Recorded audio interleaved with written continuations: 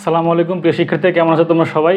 তোমাদের সবাইকে অনেক অনেক অভিনন্দন যারা কৃষি গুচ্ছতে এই চূড়ান্ত ভর্তির পরে মাইগ্রেশনে যারা বিভিন্ন বিশ্ববিদ্যালয়ে চান্স পেয়েছে এবং পঞ্চম ওয়েটিং লিস্ট থেকে নতুন করে যারা আসলে ভর্তির সুযোগ পেয়েছো, সবাইকে জানাই অন্তরের অন্তঃস্থল থেকে ভালোবাসা এবং অভিনন্দন। তোমরা যারা আসলে এখন নতুন করে চান্স পেয়েছো তাদের আগামীতে বেশ কিছু ধাপ বাকি আছে।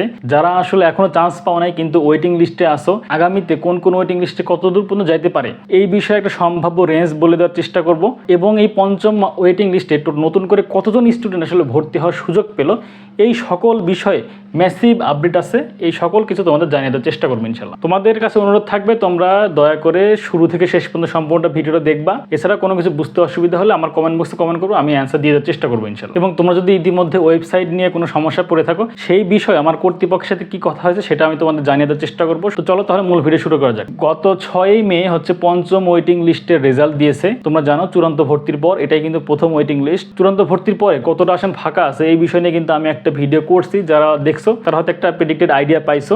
এবং যেহেতু গতকালকে রেজাল্ট দিয়েছে এই জন্য আজকে সম্পূর্ণটা ভিডিও, আজকে আমি সবকিছু অথেন্টিক ভাবে বলতে পারবো ইনশাল্লাহ। যারা আসলে নতুন করে চান্স পেয়েছো সেটা হচ্ছে 6 থেকে 9 মের ভিতরে তোমাকে 10,000 টাকা দিয়ে ভর্তিটা কনফার্ম করতে হবে। যারা ইতিমধ্যে ভর্তি হয়ে গেছো, মাইগ্রেশন অন্য বিশ্ববিদ্যালয়ে আসছে, তাদেরকে নিয়ে আমি একটু পরে কথা বলবো। তাদের আপাতত বলতেছি যে তাদের কোনো চিন্তা নেই। নতুন করে যতগুলো স্টুডেন্ট চান্স পাইছে তাদের যদি তাদের আসন পছন্দ না হয়, তারা যদি জিএসটিতে বা অন্য বিশ্ববিদ্যালয়ে যদি ভালো একটা সাবজেক্ট পেয়ে থাকে, তারা এটাতে ভর্তি কনফার্ম করবে না। যে আসনগুলো কনফার্ম করবে না সেই আসনগুলো কিন্তু ফাঁকা থাকবে। সেই ফাঁকা আসনের বিপরীতে আগামী যে 10 মে আরেকটা মাইগ্রেশন হবে, মাইগ্রেশন হওয়ার পরে যতগুলো সিট ফাঁকা থাকবে সেই সিটের বিপরীতে আগামী 10 মে ষষ্ঠ ওয়েটিং লিস্ট দিবে। ষষ্ঠ ওয়েটিং লিস্টে যারা নতুন করে চান্স পাবে আগামী 11 থেকে 14 মের ভিতরে 10,000 টাকা পেমেন্ট করে ভর্তি কনফার্ম করবে। তারপরে সেম প্রসেস, যদি সিট ফাঁকা থাকে তাহলে মাইগ্রেশন হবে, ওয়েটিং লিস্ট দিবে। সেই সপ্তম ওয়েটিং লিস্ট দিবে হচ্ছে আগামী 15 মে এবং 10,000 টাকা ভর্তি কনফার্ম করতে হবে আগামী 16 থেকে 19 মে। তো কৃষিগুচ্ছের অফিসিয়াল ওয়েবসাইটে এই কোন তারিখে কি কি ইভেন্ট রয়েছে এই সকল বিষয়ে বিস্তারিত বলা আছে এবং সর্বশেষ সপ্তম ওয়েটিং পর্যন্ত বলা আছে। তারপরেই যে রোতে আছে সেটাতে বলছে ক্লাস শুরু নিজ নিজ বিশ্ববিদ্যালয় ঘোষণা করবে। কিন্তু এখানে আমার কিছু কথা আছে, সেটা হচ্ছে যে যদি সপ্তম ওয়েটিং এর পরেও যদি আরো আসন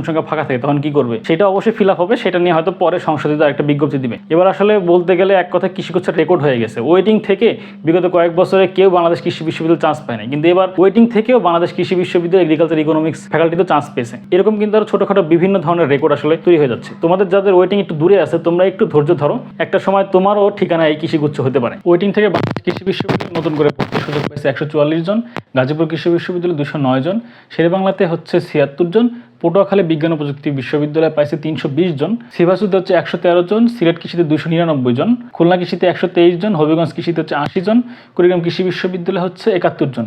এই সব মিলে 1435 জন নতুন করে আসলে ওয়েটিং লিস্টে সুযোগ পাইছে। এখানে দেখবা যে কিছু বিশ্ববিদ্যালয়ের এই ফাঁকা আসনের সাথে আমি কিছু স্টার মার্ক দিয়ে রাখছি।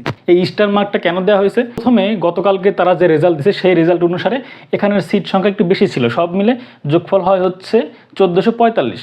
কিন্তু আজকে সন্ধ্যার পরে তারা নতুন আবার পঞ্চম ওয়েটিং লিস্টের একটা কারেকশন কপি দিছে। সেই কারেকশন কপি অনুসারে যে যে বিশ্ববিদ্যালয়ের আসন সংখ্যা পরিবর্তন হয়েছে, এখানে আমি আগের আসন দিয়ে একবার ভিডিও করছিলাম, সেটা বাদ দিয়ে নতুন করে আবার এই আসনগুলো কারেকশন করে আবার ভিডিও করতেছি। এটা যেন আলাদা করে বোঝা যায়, এই জন্য আসলে এইভাবে আমি দেখাইছি। তো সব মিলে এখন তাহলে দেখি যে টোটাল আসলে এই ওয়েটিং লিস্ট থেকে কতজন স্টুডেন্ট গেল। আগের চতুর্থ ওয়েটিং লিস্ট থেকে স্টুডেন্ট গেছিল হচ্ছে 1830 জন এবং সে সাথে এখনকার 1435 জন যদি আমি যোগ করি তাহলে টোটাল 3265 জন স্টুডেন্ট ওয়েটিং থেকে চান্স পাইছে। আর যদি বলি যে এই পর্যন্ত টোটাল কতজন স্টুডেন্ট কৃষি বিশ্ববিদ্যালয়ে পদচারণ হয়েছে, সেটা হচ্ছে আমাদের কোঠা সহ টোটাল সিট হচ্ছে 3701টি। ওয়েটিং থেকে যেহেতু গেছে 3265টি, মোট মিলে 6966 জন স্টুডেন্ট কৃষিগুচ্ছের একটা না একটা বিশ্ববিদ্যালয়ে এবং হচ্ছে একটা ফ্যাকাল্টি পেয়েছিল। এখন তোমাদের অনেকের মনে যে প্রশ্ন সেটা হচ্ছে যে আগামীতে ওয়েটিং লিস্ট কতদূর যেতে পারে, এত পজিশন থেকে আমার আসলে আসবে কিনা বা আসলে কত দেরি হতে পারে, এই সকল বিষয় একটু ক্ষুদ্র অ্যানালাইসিস করার চেষ্টা করব। যখন এই থার্ড ওয়েটিং লিস্ট থেকে ফোর্থ ওয়েটিং লিস্টের রেজাল্টটা দেয় তখন আমি দেখছি যে অ্যাভারেজে তোমার 57% সিট হচ্ছে ফাঁকা ছিল। তো আমি যদি সেই 57% হিসেবে ক্যালকুলেশন করি অ্যামাউন্টটা হিউজ। এখন ভবিষ্যতে কি হবে এটা তো একদম ক্লিয়ার করে বলা যায় না। তবে এবার যেহেতু অনেক দূর দূরান্ত ওয়েটিং থেকে স্টুডেন্টরা বেশ ভালো জায়গায় চান্স পাইছে, অনেকেই ধরতেছে সিট ছাড়বে না। তবে আমি একটা স্ট্যান্ডার্ড হিসেবে ধরে নিচ্ছি যে যদি প্রত্যেক ওয়েটিং লিস্টে 40% করে ফাঁকা থাকে তাহলে আগামীতে যে কয়েকটা ওয়েটিং লিস্ট আসবে কেমন পজিশন পর্যন্ত যাইতে পারে। পঞ্চম ওয়েটিং লিস্টে যেহেতু তোমার 1445 পর্যন্ত গেছে, এর 40% যদি ফাঁকা থাকে তাহলে আগামী ষষ্ঠ মাইগ্রেশনে তোমার হচ্ছে নতুন করে 574 জন স্টুডেন্ট সুযোগ পাবে। 574 জন স্টুডেন্ট যদি সুযোগ পায় তাহলে ওয়েটিং লিস্টের রেঞ্জ দাঁড়াবে তোমার হচ্ছে 3849। এই রেঞ্জের ভিতরে। এর ভিতরে কিন্তু কোঠা সিট ইনক্লুড আছে, কয়েকটা সিট এদিক সেদিক হতে পারে, কম বেশি হতে পারে। আমি ওই জন্য একটা রেঞ্জ দিয়ে দেওয়ার চেষ্টা করতে। ওয়েটিং লিস্টে যদি 574 জন সুযোগ পায়, সেম ভাবে আমি যদি আবার সেই 40% ফাঁকা ধরি, তাহলে সপ্তম ওয়েটিং লিস্টে নতুন করে আরো 231 জন সুযোগ পাবে। ওয়েটিং লিস্টের রেঞ্জ দাঁড়ালো 4080 বলতে এই 1 2 3 4 ওয়েটিং লিস্টের 1 2 3 4 থেকে কাউন্ট করে 4080 জন স্টুডেন্ট। 231 এর 40% ফাঁকা ধরি, তাহলে আমার আসন সংখ্যা দাঁড়াচ্ছে 92। এই হিসেবে আমার ওয়েটিং লিস্টের রেঞ্জ আসতেছে 4172। এই পর্যন্ত আসতেছে অষ্টম ওয়েটিং লিস্ট। আমাদের কিন্তু কৃষিগুচ্ছ যে সার্কুলার, সেটাতে কিন্তু সপ্তম ওয়েটিং লিস্ট পর্যন্ত দেওয়া আছে। এখন কথা হচ্ছে এরপরে কি করবে। এরপরে মেনলি দুইটা কাজ করবে। যদি দেখা যাচ্ছে যে অল্প কিছু স্টুডেন্টের জন্য সিট ফাঁকা আছে, তাহলে তারা হচ্ছে গণবিজ্ঞপ্তি দিতে পারে। আর যদি দেখা যাচ্ছে অনেক বেশি সিট ফাঁকা আছে, তাহলে এই যে তোমরা তো অনেকে চিন্তা করতে পারো না যে পঞ্চম ষষ্ঠ সপ্তম ওয়েটিং লিস্ট পর্যন্ত যাবে, এরকম হয়তো ওয়েটিং লিস্ট আগামীতে আরো বাড়াবে। অষ্টম মাইগ্রেশন পর্যন্ত একটা পার্সেন্টেজ ধরে আমি হিসাব করলাম যে 92টা সিট তোমার হচ্ছে ফাঁকা থাকবে। এখানে দুইটা কাজ হতে পারে।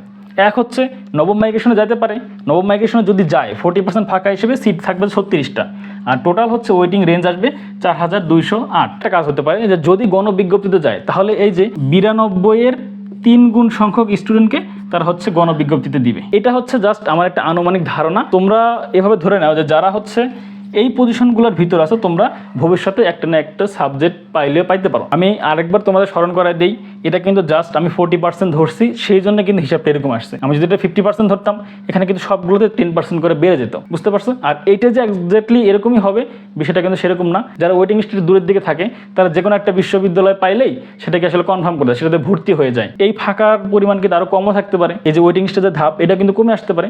এই বিষয়গুলো আশা করি তোমরা সবাই বুঝতে পারছো। তো এখন তোমাদের সবার কমন একটা প্রশ্ন থাকে যে আমার মাইগ্রেশনে নতুন একটা বিশ্ববিদ্যালয় আসছে, আমার সেই বিশ্ববিদ্যালয়ে গিয়ে ভর্তি হতে হবে কিনা, আমার টাকা সমন্বয় করতে হবে কিনা, বা কাগজপত্র যে ঝামেলা আছে সেটা আসলে কীভাবে ফেস করব। তোমার মাইগ্রেশনে যদি অন্য কোনো বিশ্ববিদ্যালয় আসে, তোমাকে সেই বিশ্ববিদ্যালয়ে যে শুধু টাকার পরিমাণটা সমন্বয় করতে হবে, কাগজপত্র নিয়ে তোমার চিন্তা করতে হবে না। তুমি একবার যদি চূড়ান্ত ভর্তি হয়ে যাও কাগজপত্র জমা দিয়ে, সর্বশেষ যে বিশ্ববিদ্যালয়ে তোমার নাম আসবে সেই বিশ্ববিদ্যালয়ে কাগজপত্র তোমার অটোমেটিক ট্রান্সফার হয়ে যাবে। আর টাকার পরিমাণটা সমন্বয় করতে হবে। যেমন তুমি যদি একটা বিশ্ববিদ্যালয়ে 20,000 টাকা দিয়ে ভর্তি হও, মাইগ্রেশনে তোমার যদি তুমি যে বিশ্ববিদ্যালয়ে গেছো সেই বিশ্ববিদ্যালয়ে যদি তোমার টোটাল ভর্তি ফি 10,000 টাকা হয়, তাহলে 10,000 টাকা তুমি অতিরিক্ত দিয়ে আসছো, সেই 10,000 টাকা তুমি অবশ্যই ফেরত পাবা। তুমি একটা বিশ্ববিদ্যালয়ে ভর্তি হয়েছো 10,000 টাকা দিয়ে, মাইগ্রেশন হয়ে যেটা আসছে সেটাতে তোমার হচ্ছে 25,000 টাকা ভর্তি ফি, তাহলে তোমাকে পরে গিয়ে আরও 15,000 টাকা এক্সট্রা দিয়ে দিতে হবে। তো আজকের এই ভিডিও ছিল এই পর্যন্তই।